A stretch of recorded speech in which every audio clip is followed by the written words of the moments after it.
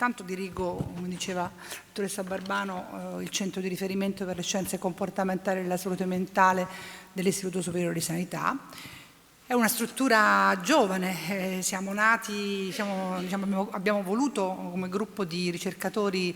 sia di base che clinici, epidemiologici, dare vita a questa struttura all'interno di un ente che è il massimo ente di ricerca di riferimento del Ministero della Salute, proprio perché vorremmo che si dia spazio alla ricerca più avanzata nel settore della salute mentale. E che dire, questo convegno è esattamente quello che risponde perfettamente alla nostra idea di quello che deve essere l'approccio combinato di ricerca innovativa e di approccio clinico integrato alla prevenzione e alla promozione della salute mentale nelle persone. Io devo dire che ho 10 minuti di introduzione, io mi permetto di usarli perché ho una motivazione anche molto forte personalmente in questo tipo di approccio e di ricerca. E questa è un'iniziativa formativa che ha un altissimo valore scientifico, coinvolge esperti di fama internazionale, ma affronta un tema che è di enorme rilevanza per la salute pubblica nel nostro Paese e poi in generale nel mondo, che è un tema però inspiegabilmente sottovalutato sia dalla psichiatria che dalle pratiche dei servizi,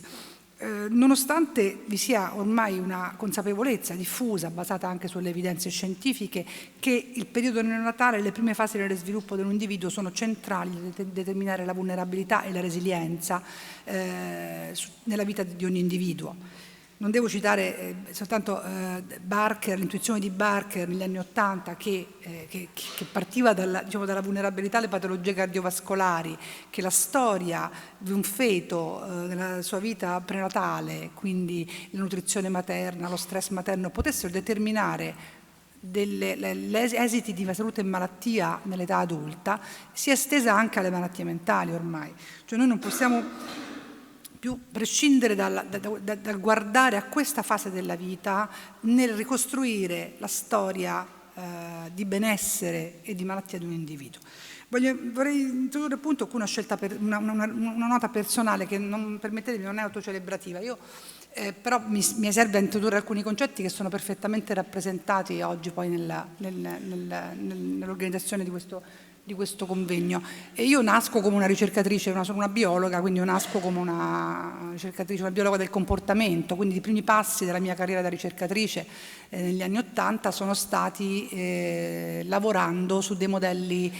sperimentali in laboratorio di amnesia infantile.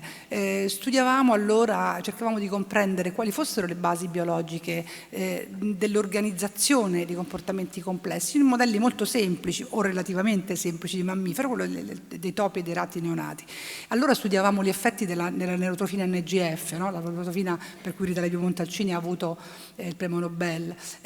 Ho avuto la fortuna di interagire con la professoressa Montalcini e l'intuizione che alcune sostanze potessero cambiare il modo in cui il cervello si organizza in risposta a stimoli esterni è stata poi comprovata nella pratica sperimentale.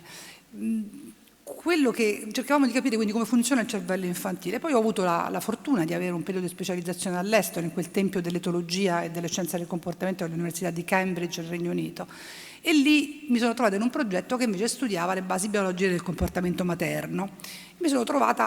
stata proiettata sperimentalmente dall'altra parte, guardare l'altra parte di questa diade straordinaria che è la madre e l'interazione madre-figlio nei primi momenti intorno alla nascita. E lì ho apprezzato quanto anche in un modello sperimentale così semplice come quello di una femmina di topo che dà alla luce dei piccoli, il cervello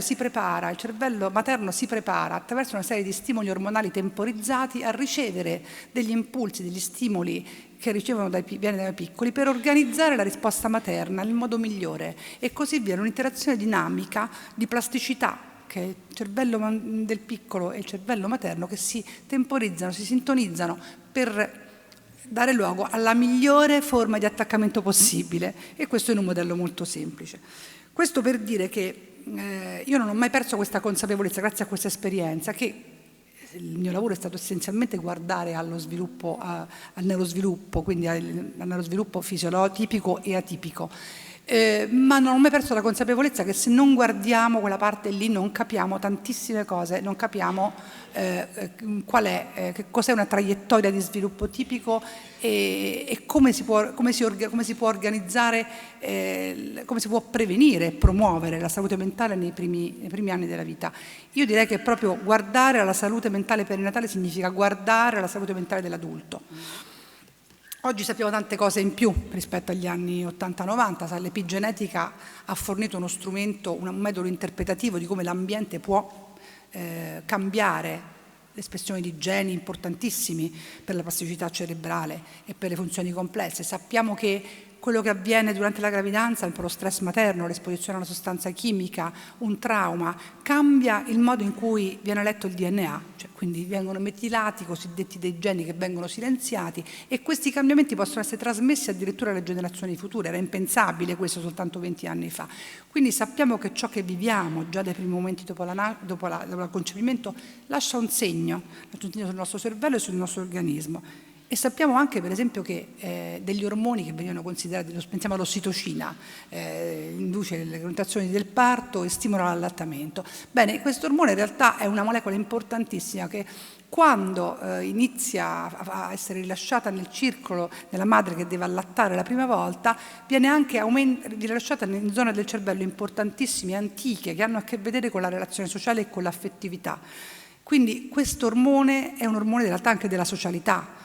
Mi permetto di dire che anche nei padri, alla prima esperienza viene rilasciata ossitocina, ci sono degli studi bellissimi di ricercatori israeliani su questo argomento. Quindi vedete come ormoni, quanto questo momento della vita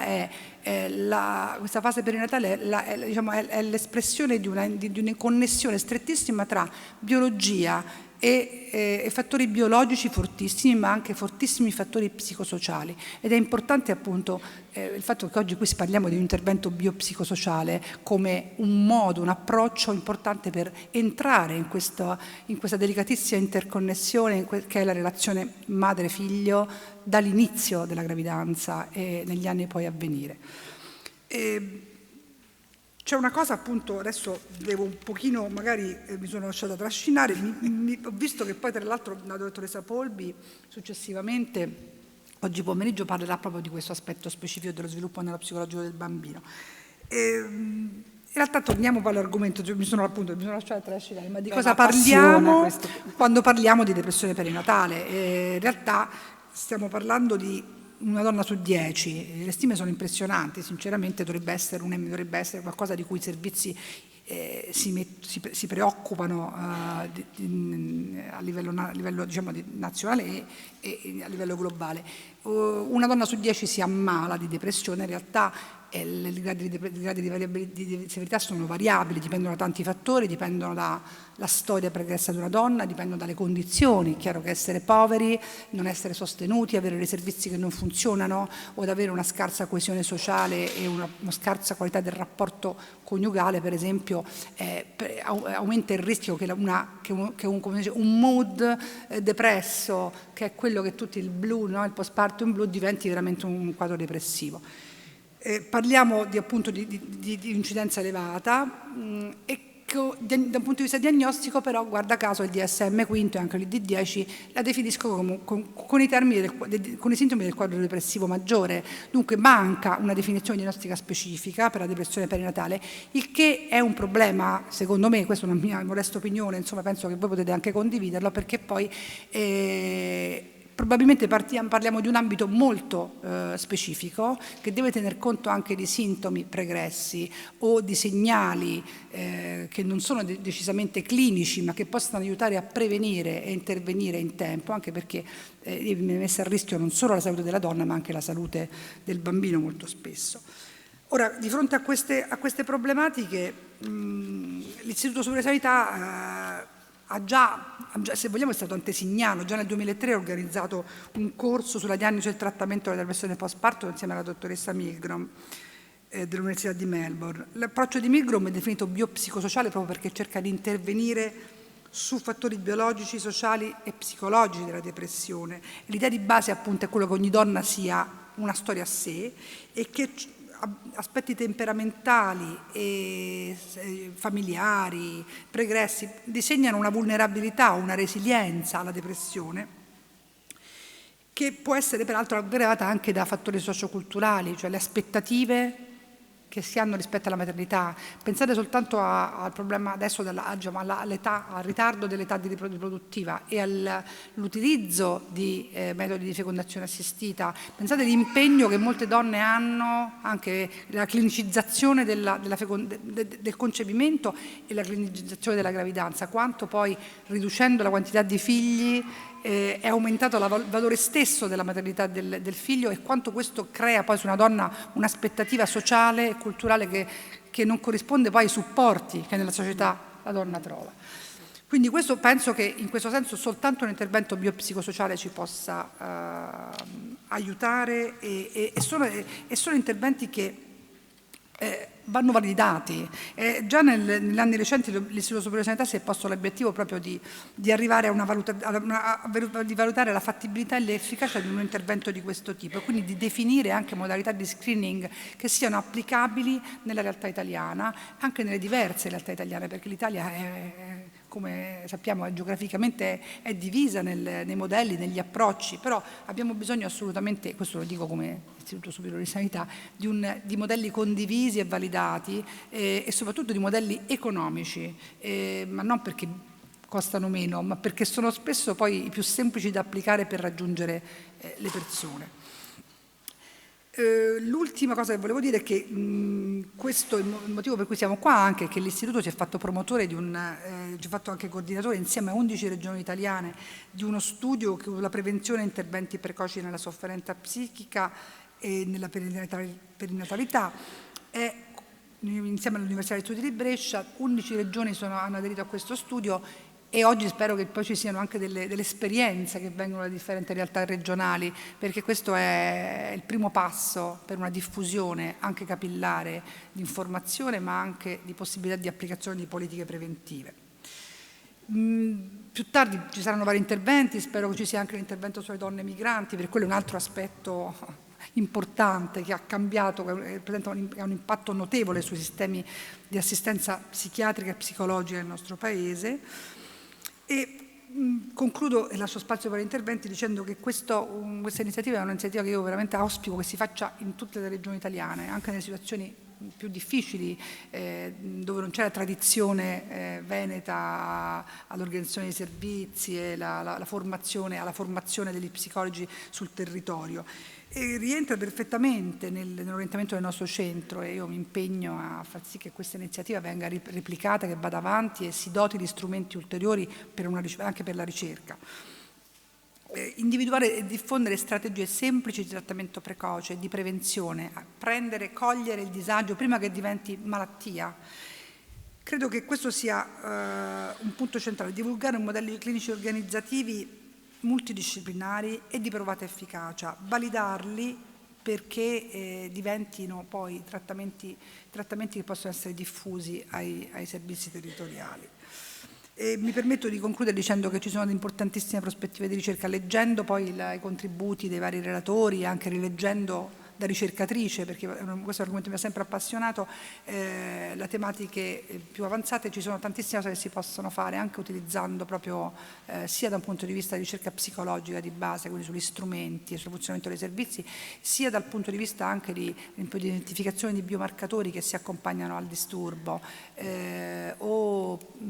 fattori di intervento, non solo psicoterapeutico o cognitivo-comportamentale o di psicosociale, ma anche nutrizionale o che so, proprio perché per modulare, temperare quelli che sono i fattori biologici che rendono la donna più vulnerabile alla depressione e poi soprattutto cambiare anche, aumentare la coesione sociale, aumentare il supporto alle donne nelle prime fasi della gravidanza e nelle prime fasi della vita del bambino, perché quello è sicuramente un elemento centrale nella prevenzione e nella promozione della salute mentale. Vi ringrazio moltissimo e spero di non essere stata troppo lunga e buon lavoro.